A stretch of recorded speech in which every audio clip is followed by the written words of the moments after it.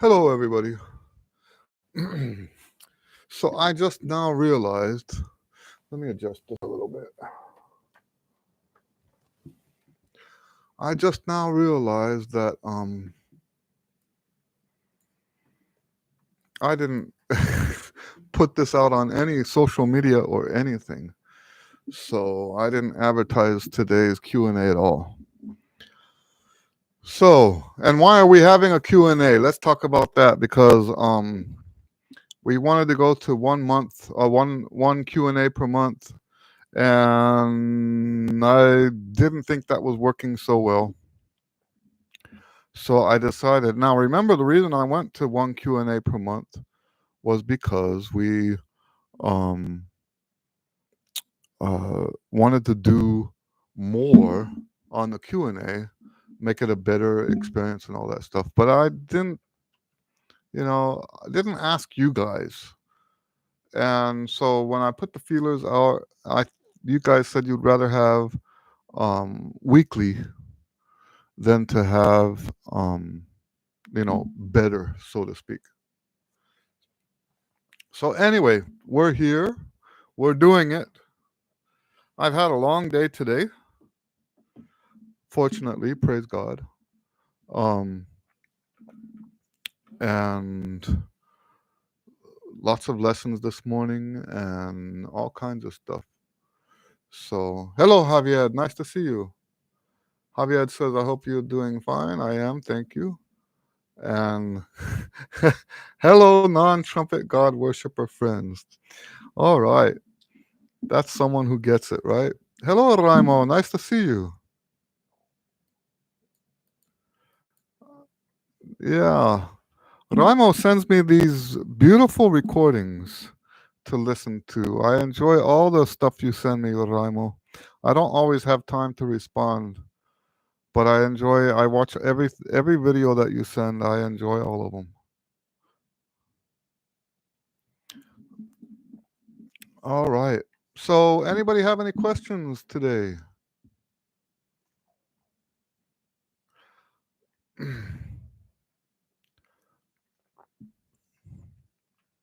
We're open to any questions about trumpet and music in general, jazz improvisation. I've had a couple of gigs lately, and I have a gig next week with my band.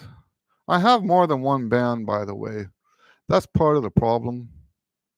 It's hard to do marketing when you have too much to offer, and I understand how the business, I've been reading business books for a long, long time, and I've told you guys that before, and I've told you that most of what I read I can't do because it goes against my religion.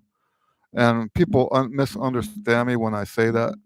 Um, it's not like there's a rule in the Bible that says thou shalt not do this and thou shalt not do that. That's not how it works.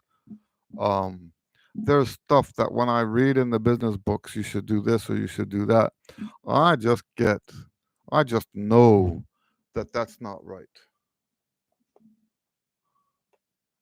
Raimo says, no need to respond to all I send, just have fun. I do enjoy it. So thank you for that. But anyway, so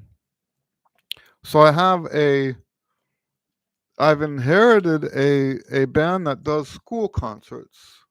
And we had a concert with that band on Wednesday morning.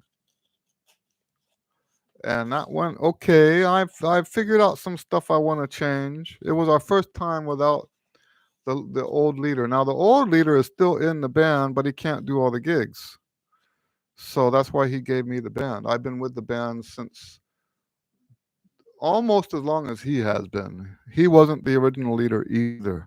He was given to the band. He was given the band by the original leader, and then now I've been given to him from him. And the name of the group is the Blue News, and we teach a jazz history program through our performance. And yeah, so that we had it wasn't our first concert since I became the leader. I think about 5 or 6 concerts, but it was the first one without him. So um, when he's in the band, I let him take over because it's his band, originally. So um, this was the first time with me taking the reins in the talking and all that. And there's a couple things I want to change because there were a couple times where I'm supposed to be talking to the audience, and something got flipped around, and I'm standing there going, uh, what am I supposed to say next? This is not right. Uh, all right. Javier says, you have said before that the level in the daily routine is mostly defined by range. Is language subjective or too difficult to measure? Because I don't care about range anymore. Um, no, language. So we haven't talked about language yet in your lesson, but language is something that is independent of range, and we will talk about that.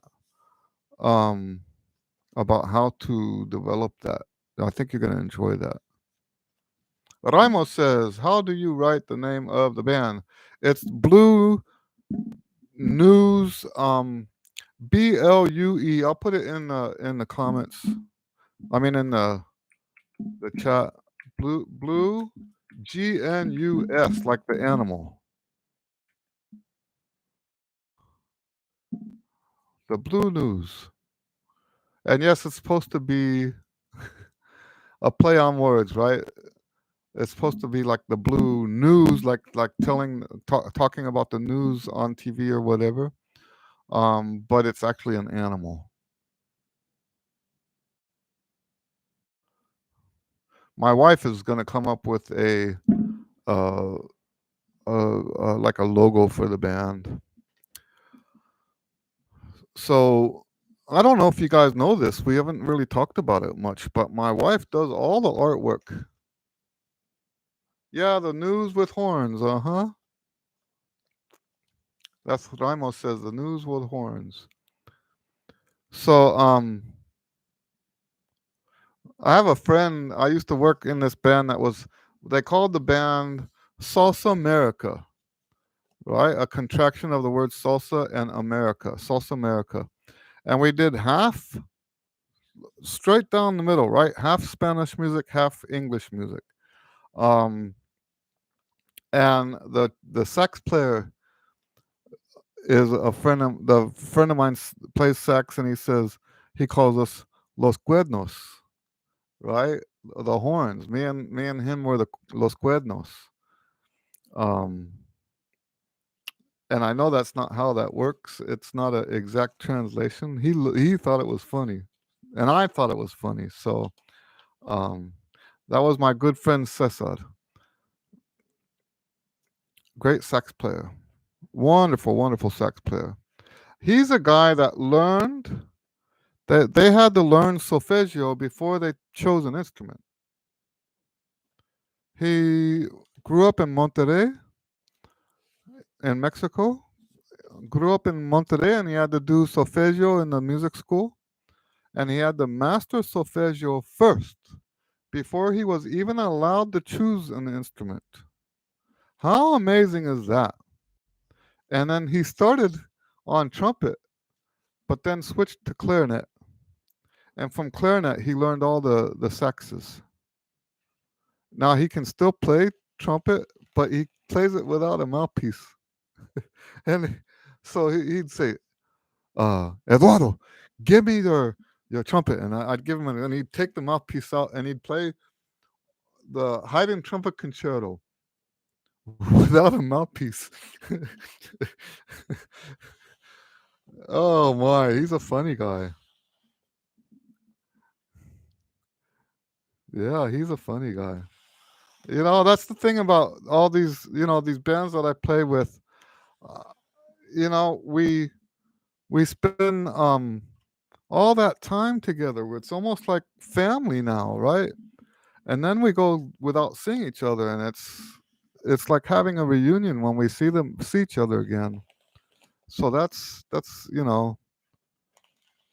So yeah, Cesar is like my big brother.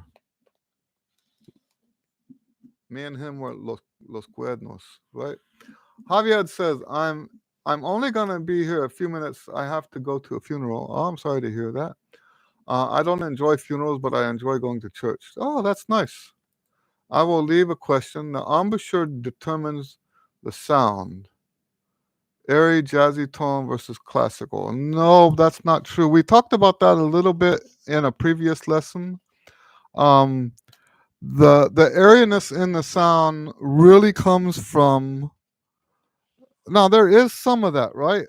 But when you hear a recording of a jazz player that where the sound is all airy, that has more to do with mic placement than it does to do with their tone. If you get the microphone right up, like how I am with the microphone here right in my face, if you do that with the horn, you're gonna get an airier sound. That's just a fact of technological uh, it's a technological truth when it comes to playing trumpet.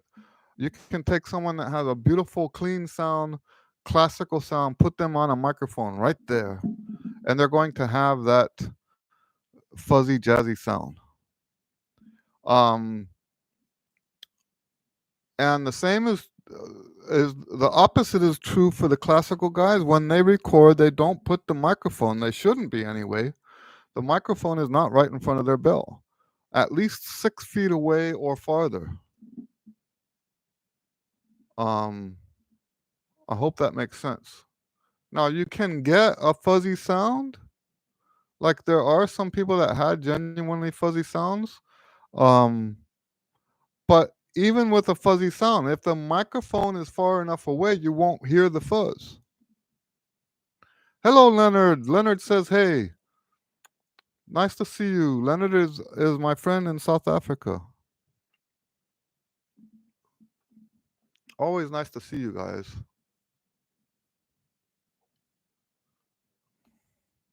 Yeah. So the fuzzy sound thing is a equipment thing. Javier says, "Oh, cool. I didn't know that. I know you already answered this. What is a decent mic to record trumpet? You get what you can afford. Um, I'll I'll tell you what I think for recordings. What's important? It's not so much how expensive it is or anything like that. What you want for your recordings is a condenser mic. Am I saying that right? I think that's right. Condenser mic. Um, and so like I have what I use for my recordings is a well, let me grab it. I'll show you.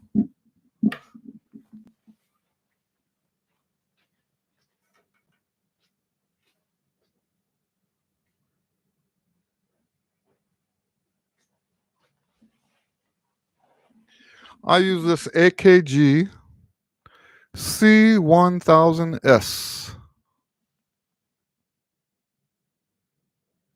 Now let me tell you, I got this. I think back when I got it, I think brand new they were going for about $300. I paid, I think, 150, and I have a policy that I don't buy used electronics because you just don't know what's going to be wrong with it. So I did take a chance on this. This was a used microphone. I did buy it. I did go against my general policy of not buying used electronic equipment. Um, I grew up. My father was a electronic repairman, and I just learned so much from him. And there's no way when you're buying something new like that. Okay, and let me put it this way: I don't want to buy something used like that over the internet. Let me be very clear about that. If you can like test it, then that's different. but it's very risky, I think, to buy electronics over the internet. Um, but I lucked out with this. I've been very blessed. I've been doing all of my albums, all my videos have been with this microphone since the only exception to that was the very first one. I had one of those Shure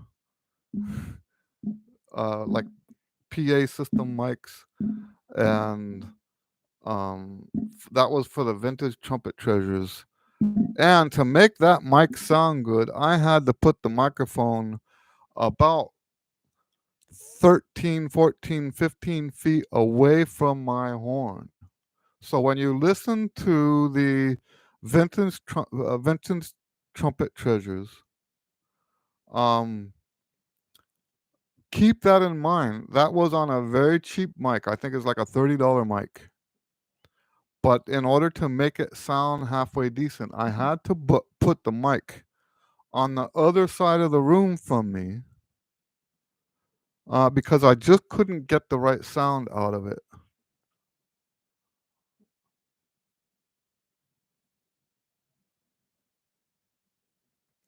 So Raimo says there's some good videos on YouTube about recording horns. That's right.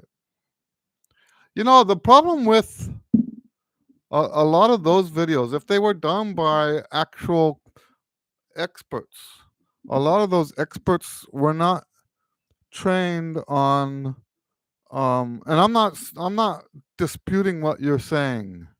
I'm just saying you have to watch out what it is that you're looking for. Um a lot of the experts, when they work with horns, they're working with horns in the context of a band.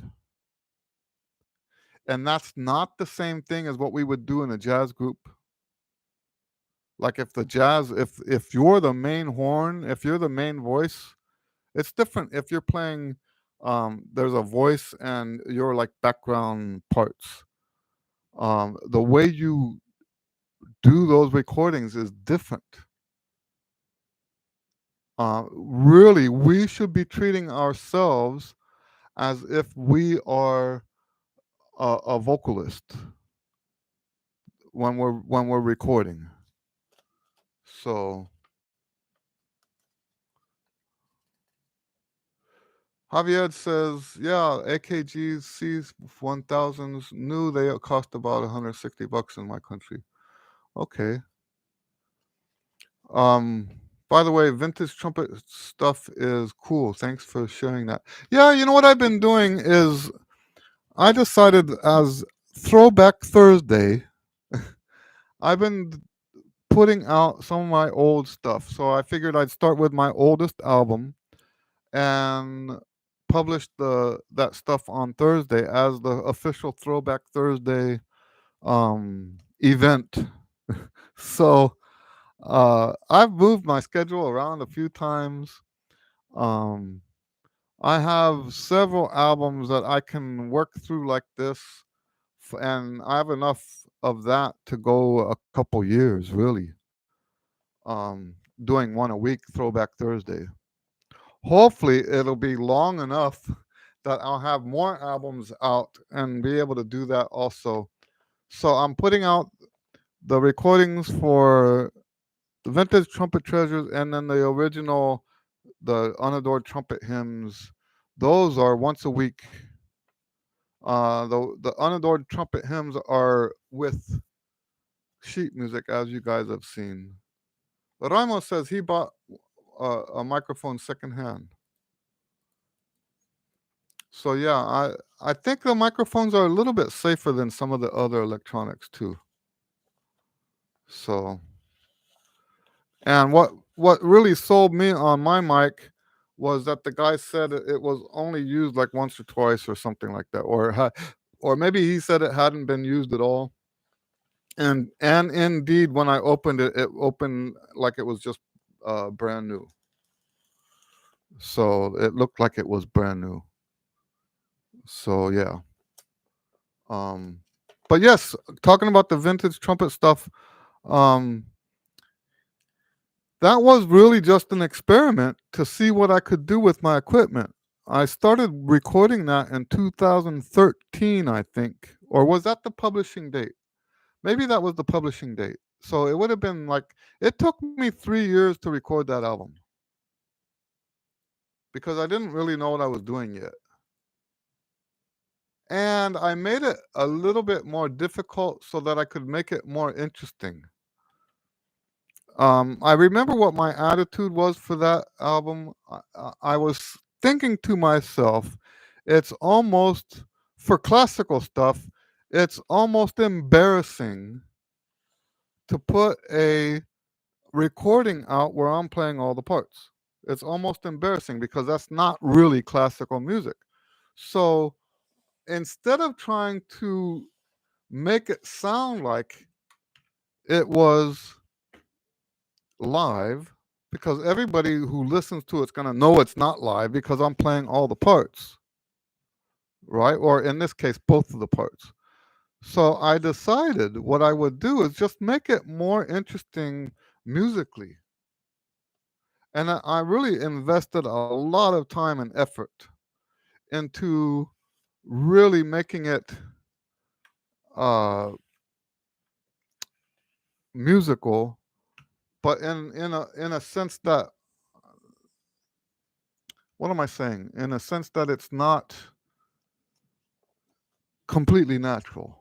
I hope that makes sense. So I used the technology to make it more musical. I guess that's what I'm trying to say.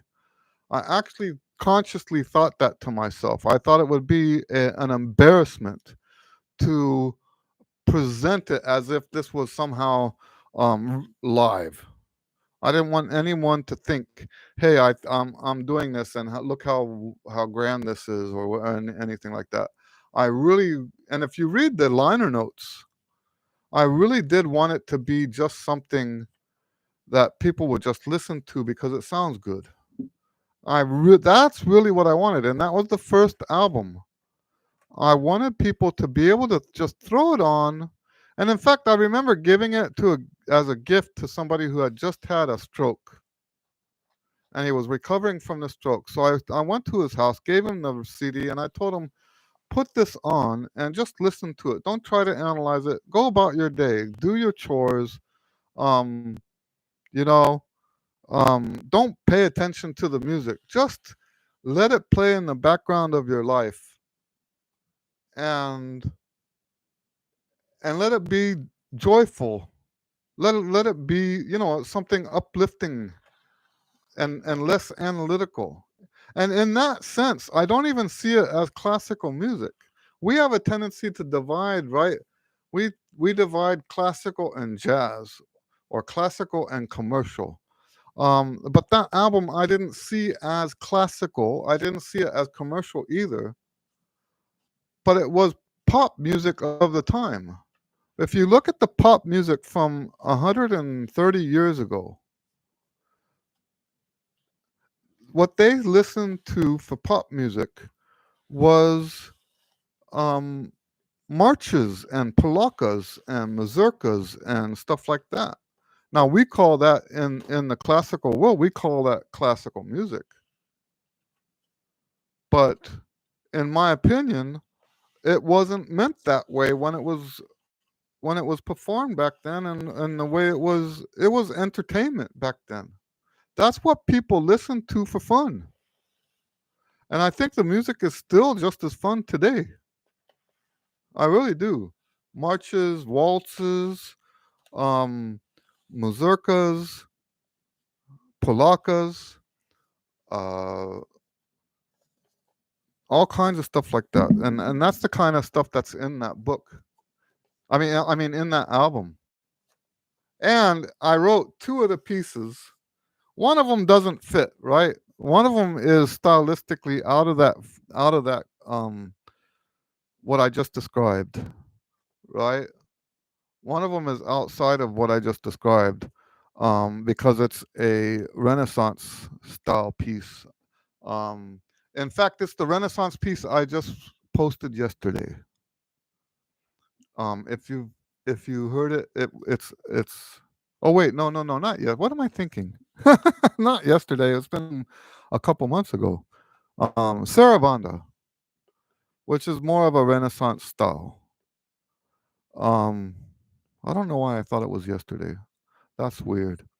Um, so, but the other one I wrote, so the piece that I so there's on that Vintage Trumpet Treasures album, there are two pieces that are my original compositions. One is that uh, in the style of a Baroque, not Baroque, Renaissance Sarabanda, and the other one is a American March that I call the Legends of Zing. Um, and both of those are in my celebrations duet book. But yes, um, I enjoyed actually even writing for that. So, but yeah, the whole point was to see what I could do to make not interesting. I want to be clear about that. It's not supposed to be interesting. It's supposed to be enjoyable to listen to. And I know sometimes things that are interesting are enjoyable, but I wanted to stick to the enjoyable side of it, not the interesting side. Javier says, "Yeah, you're right. It's uplifting, not the emotion that it transmits." Yeah, see, that's what I was shooting for, is that it would be. Yeah, hello, Jeffrey. I wanted it to be. I guess that's a good word for it, uplifting. Anyway, I've talked about that too much. We're just about done. I think I have another month or two left of that one, and then from there we will go to my second album, which I don't remember what that is. I can tell you real quick. Um, so it's Vintage Trumpet Treasures first. Oh, and then now I've already posted all of the jazz forever stuff. Oh, the next one would be, I think. Oh, I see. Maybe I won't do those. The next one would be a not so distant past. Not not so distant past. That's the jazz album that I did in El Paso. I don't think I posted that on my channel yet. So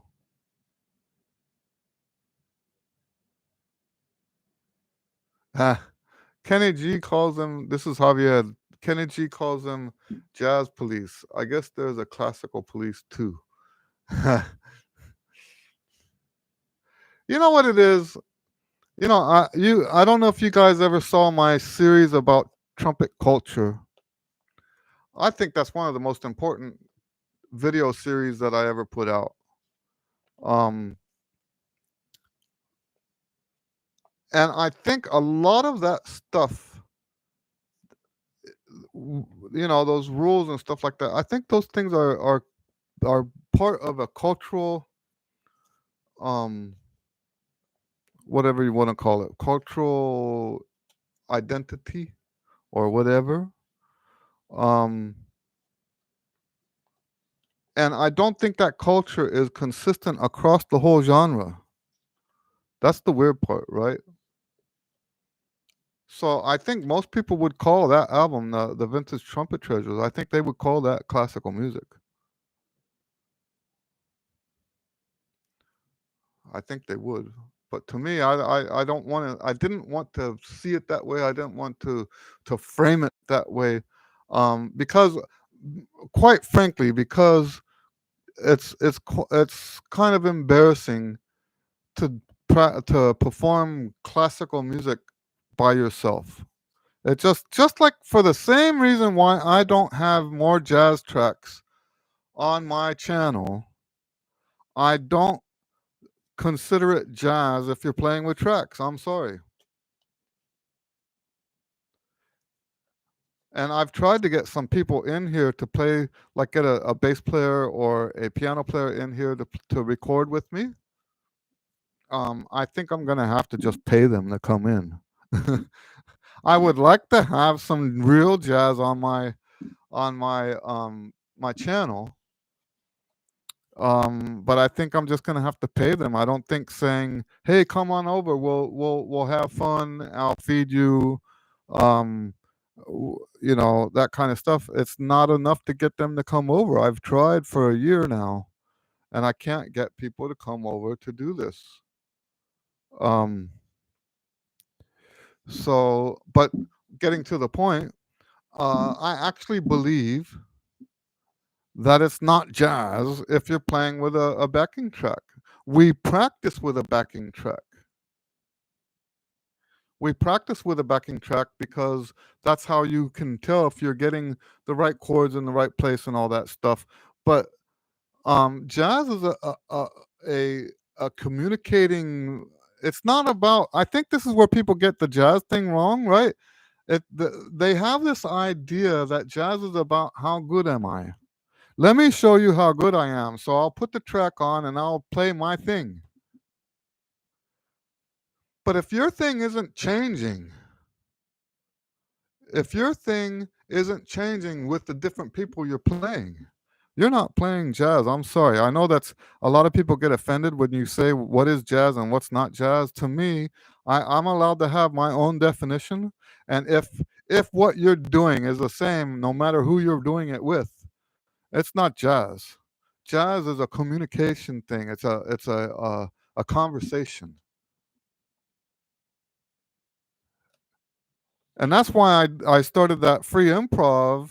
I've got over 100 free improv videos on my channel, and that's why I did that, was because I wanted to do something jazz like, but I didn't want to play with tracks, so I just started playing.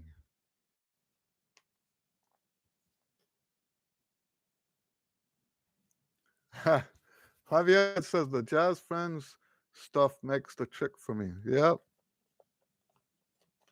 So anyway, that's, to me, it's not jazz if you got tracks going and you're showing everybody how good you are. That's not jazz. I'm sorry. Um, Now I'm not saying that I'm offended when I see people put that stuff up. I'm not offended. I just can't do it. That's not, you know, I'm sorry. It's just I don't see the point of it. I don't even understand why I would do that. The tracks that you have seen me put up like that were because someone asked. I have never just put an improv thing up with tracks like that just to show people how good I am. I've never, ever, ever done that. And the reason I brought that up is because with the classical stuff, it's not classical if you're tracking like that. In the very same way that it's not jazz if you are playing with tracks. It's the same exact same thing is true with classical music doing multi-tracks. That's not classical music. Um, I hope that makes sense what I'm saying, and I hope nobody's offended by that. This is my own personal definition. It's my own personal attitude, outlook, whatever you want to call it. But I can't call that classical, and I can't call that jazz. Now, that said, why do I put all those trumpet quartets, trumpet trios, trumpet duets? Or why am I putting all that stuff up? The answer for that is because I'm not putting that up as a demonstration of my playing. I'm putting those recordings up as a demonstration of that composition. People want to hear what does the piece sound like before they buy it. This is my way to show them how it sounds. That's why I do that. It's not to say, hey, and this is why I stopped doing those multi-track ones. I don't know if you guys noticed. I kind of sort of stopped doing that. The only ones I'm doing that with now are the duets because I don't have an alternative for that yet. Um, but I started just putting score videos up, and the reason is that there's a whole, you can call it a community. There's a whole community out there on YouTube right now that they're putting that stuff up there, those multi-track videos, to show everybody how good they are. And I don't want to get caught up in that. For me, it was never about that. If it was about that, I would have a lot fewer of them and much higher quality, by the way, because I know that mine aren't as good because they weren't meant to be that. They were meant to be just quick demo recordings so that people would know what my music sounds like before they buy it. Right? I wasn't showing my playing off. I was demonstrating the composition. If it was for the point, if it was for the purpose of showing everybody how good I was, I would have put more effort into making it better. Because I'm a lot better than those albums than those recordings make me sound.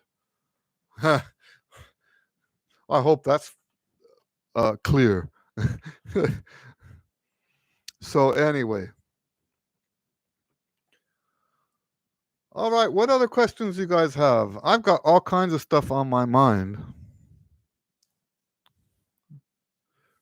Um, I don't mind just chatting, but I would like to be moved in a specific direction by your questions.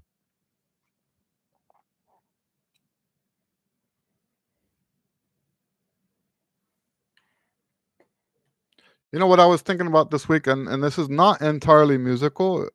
It applies to music, but it's not entirely musical. And in fact, it did come to me, the thought, the subject did come up in the context of me thinking about teaching trumpet lessons. But I've been contemplating lately just how valuable truth is, and valuable to the point where none of us should trust someone else to give us our truth. This is true in trumpet lessons, it's true in politics, it's true in religion, it's true in every aspect of life, it's true in health. We should not just, the truth is so precious that we should not just accept someone's spoon feeding it to us. It doesn't matter how expert they are. It doesn't matter how, and like I said, this is related. The reason I started thinking about this is because of trumpet lessons, because there are people, and I'm guilty of this, by the way. Part of the reason why I um, came to some of the conclusions I did is because I was so trusting in the truth that my teachers were teaching me all along, that when I got out into the world and realized that some of the stuff that they taught me was not true, that was life changing. At first, it was very disappointing because I thought, hey, these guys are quote unquote the experts. They're supposed to know what they're talking about. It, and the thing is it doesn't work like that. It just doesn't work like that. The truth is so extremely valuable that you have to go get it yourself. That's the thought I've been thinking lately, and it's sticking to trumpet here. There's nothing wrong with these Q&As, but the Q&A should just be about pointing you in the direction where you're going to find your truth. I'm not here to give you your truth. I don't believe in that. I do not believe in that. I'm not here to give you the truth. I'm here to help you explore your own truth. And don't get me wrong. I'm not one of those. What do you call it? because that makes me sound like one of those people who thinks everybody has their own truth. Um, there are certain things in life that are just true. So when I say you need to find your own truth, I'm talking about those things like trumpet playing, right? There is no single truth in trumpet playing that's applicable to everybody. There's no such thing. You have to find for yourself what works for you. And part of the reason why we each have our own truth, so to speak, in the context of trumpet playing is part of the what contributes to that is the fact that what this guy says about what happens inside his body is just his um experience, just his interpretation of his experience. Okay? And it doesn't automatically uh, translate to my experience or to your experience.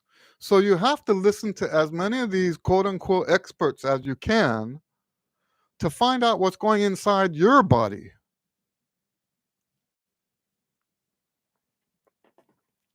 So so moral relativism is the other word I was looking for. I am not a moral relativist, if that's a thing. I am actually outspoken against moral relativism. I think things that are right, and things that are wrong are wrong. Um, Things that are true are true. But there are times when there are situations that are different. I know that a lot of times people think you justify moral relativism by talking about those differences. Um, but I think it's important to know when that's the case and when it's not the case. So the difference between what I'm saying and the moral relativism is that I don't think all things work that way. There are some things that work that way because the differences between us as human beings is vast. When you look at just trumpet playing alone, the differences between us are vast. Vast differences. So, but there are also things in life that it doesn't matter which way you look at it, the truth is still the truth. Javier says, "Do you think it's a good idea to rotate the listening part in gender or interested to improve of genre? Um, for example, Monday bassist album, Tuesday guitarist, Wednesday piano. I think um, anytime you uh, organize stuff like that, you're already doing better than not being organized. Okay, I think you can do exactly what you're saying for now, and do that for a month, a year, 10 years.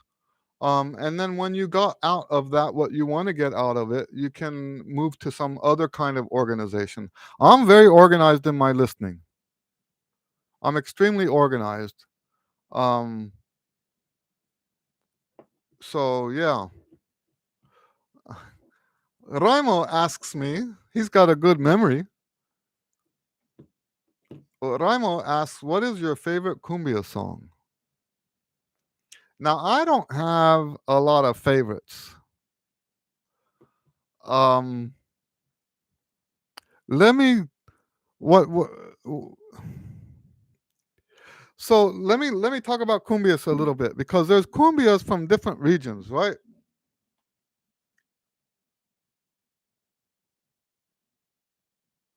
So I like, what's his name? Pastor Lopez? I think that's his name. I like the cumbias of Pastor Lopez. I have an album of his. I can't say the word zoological or whatever. Zoological. I can't. Some of the Spanish is beyond me in pronunciation. I don't know how to pronounce two O's together. Um,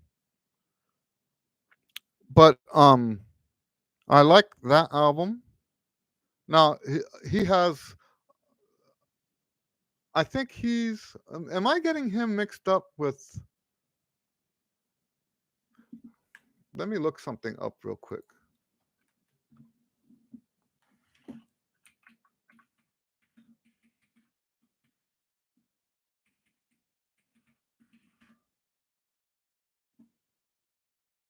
Okay, I'm getting them mixed up.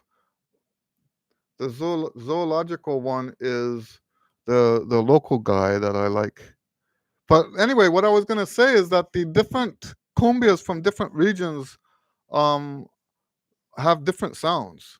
So like the Colombian ones, um now I've been calling it Colombian cumbias, but Pastor Lopez is actually Venezuelan. But I like his stuff. I don't have a specific cumbia that I say from him that is my favorite. Let me look what this other guy's name is.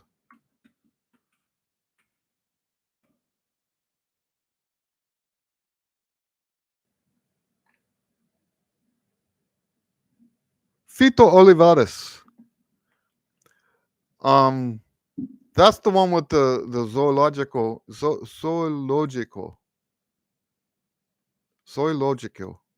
Um, that's the name of the album. I like that. It's a little less serious. Um, I think that's the one that has sapo on it. Sapo, sapo. La cumbia, sapita, la cumbia, terara. I can't remember all the words. Um, I like that one. A lot of the stuff that I do like is stuff that we played. I'm not a big fan of the song. What's it called? Caballo Viejo. It's not my favorite, but I like it. And that's a very popular song. So Raimo, if you want to hear a popular cumbia, Caballo Viejo would be a good one. I'll spell it out for you. I think this is the right spelling. And I think the other one,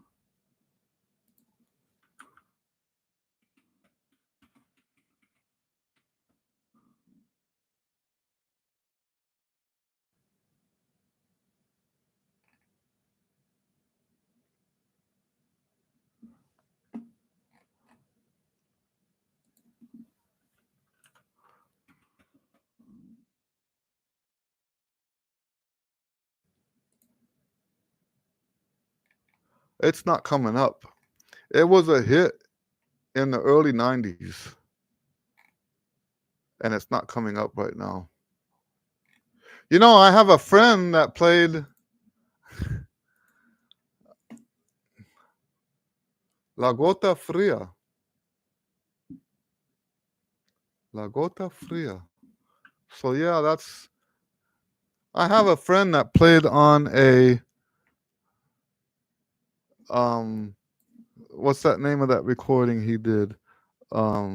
Pepe Le Pew.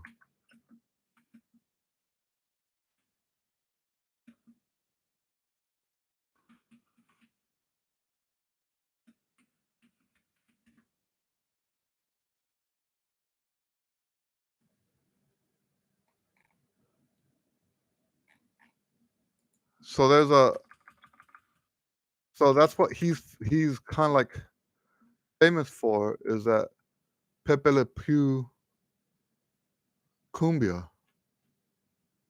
So these are different styles. Each one of these that I'm talking about are each different styles. They're all cumbia, but they're all different styles.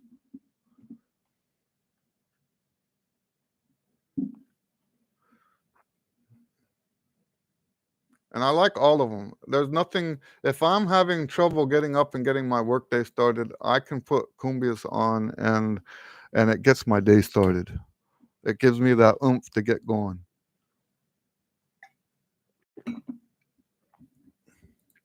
There's another one that we used to play a lot.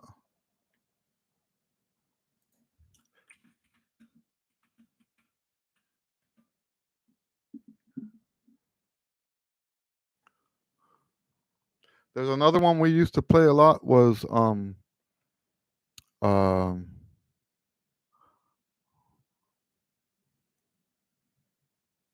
something La Cubana.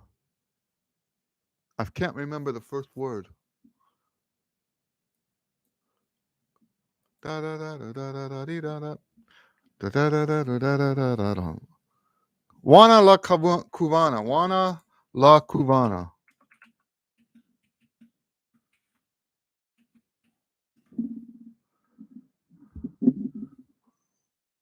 That's one we used to play a lot, all the time.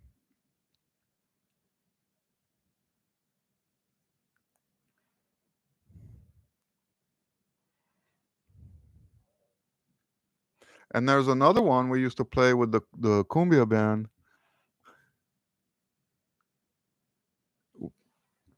Oh, that's the same one. The intro to Juana is like this.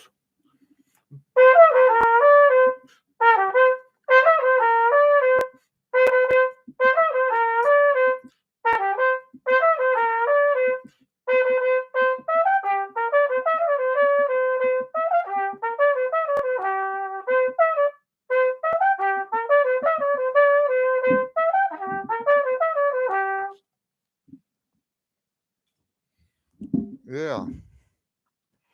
Those bring back memories. Woo! In that band, half of our songs were cumbias, um, so there were obviously a lot of them.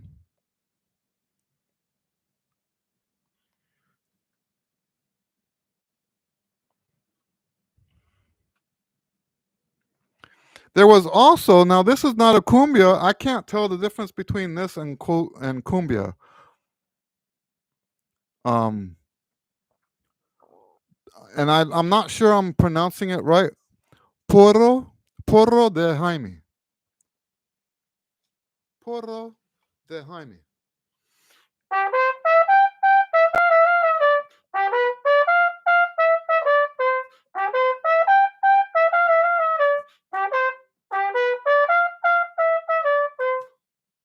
And that was our part. Then the piano will go.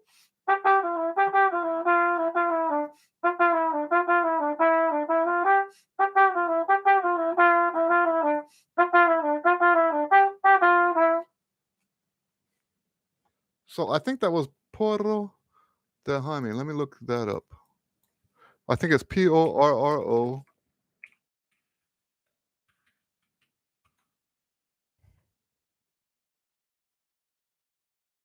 El Porro de Jaime. I'll put that one in. You can check that one out. This technically, I don't think this is a cumbia. I can't tell the difference.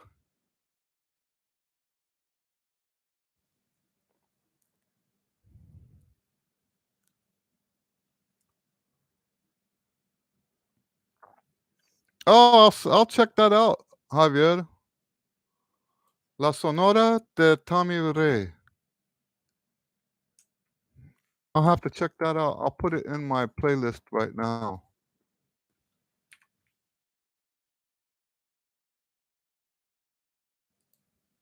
So the guy that taught me Porro de Jaime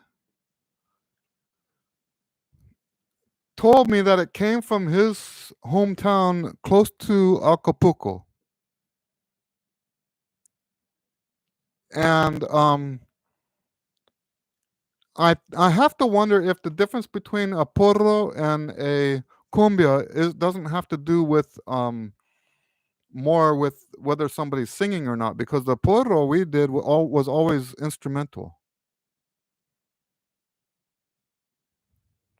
So porro in El Porro de Jaime, porro is the style of the song. But when I hear it, it sounds like cumbia to me. I don't, and that's to be expected. If you don't, If that's not the style that you listen to the most, it's hard to know the difference. It's like people who listen to classical music who never listened to classical music before, they all say it all sounds the same. Same thing with jazz. They say it all sounds the same. Um, that's not because it all sounds the same. It's because that person hasn't developed an ear yet to hear that.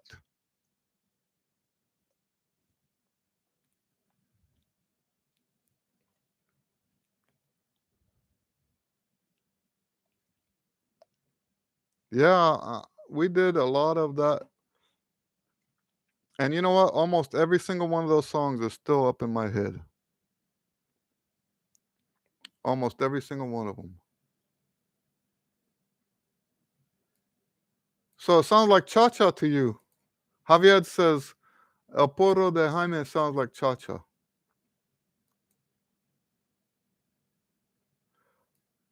Oh, look at this. Raimo says there is one Finnish cumbia, Atiosari. So I'm not good at pronunciation. I'll have to look that up too.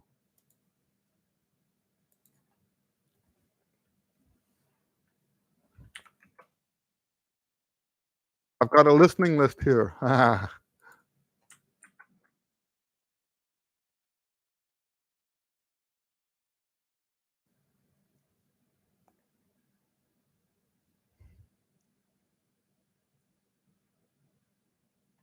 Well, I'm going to listen to that. I'm looking forward to that.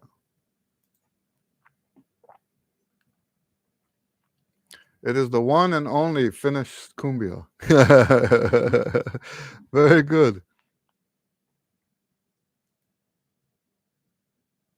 Javier says cumbias have this magical effect of making people thirsty.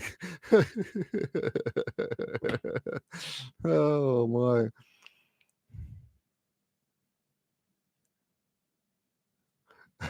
No, I know what you're talking about. I've seen this.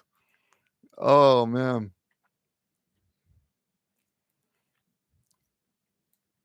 So when they do cumbia here, well, there's two. What I've seen is two different ways of dancing. They can dance together in a, separately from everybody else, or they can go in circles around. Like the whole uh, audience will dance in circles around the dance floor.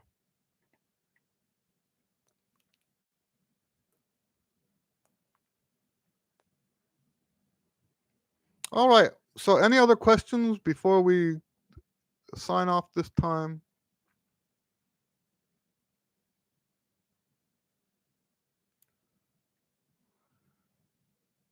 Oh, I didn't know there was a word for that. El trencito. I learned something today. El trencito. The little train.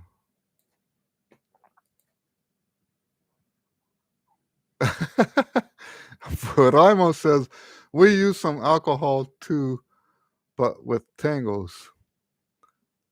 That's funny.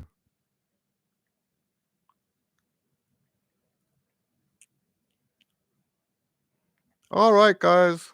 Well, thanks for hanging out again. We will try to go more regular than just once a month after all. Javier says, do you recommend practicing standing up? I practice sitting all the time. I don't think it really matters. I stand up all the time. I get impatient sitting down. That's probably partly because with the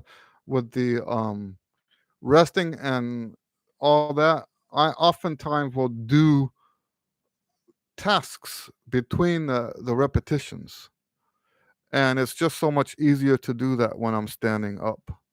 So I'll play something, put something away, play something, answer a quick email, play something, stuff like that,